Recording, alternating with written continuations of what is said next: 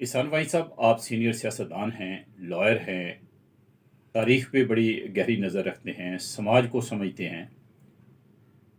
پاکستان میں اور دن بہت جوش جذبہ سے منائے جاتے ہیں، لیکن عالمی یوم جمہوریت یہ نظر انداز کر دیا جاتا ہے، اس پہ توجہ نہیں دی جاتی، دن نہیں منایا جاتا ہے۔ اس کی کیا وجوہات ہیں؟ میاں صاحب، عالمی جنگوں کے نتیجے میں اقوام متحدہ اس نتیجے پر پہنچی کہ جمہوریت کے بغیر امن نہیں آ سکتا۔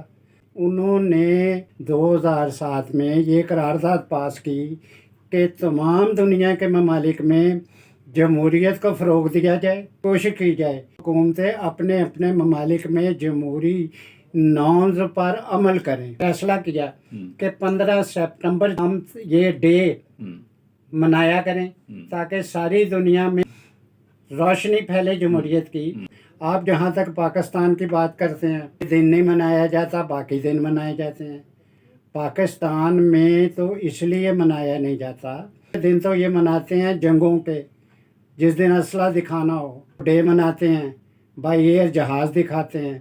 یہ جمہوریت کے معاملات لوگوں کو، بچوں کو نہیں بتاتے کہ بھائی ڈیولپمنٹ جو ہے یہ جمہوریت کے نتیجے میں ہی آئے گی۔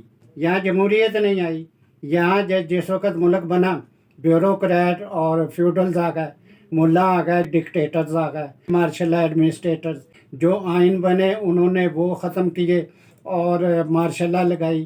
جمہوریت نام کی چیز ہمارے بچوں تک نہیں پہنچی، اس لیے یہاں پر جمہوری ڈے نہیں منایا جاتا۔ لوگوں کو پتہ ہی نہیں جمہوریت ہے کیا، بچوں کو پتہ ہی نہیں۔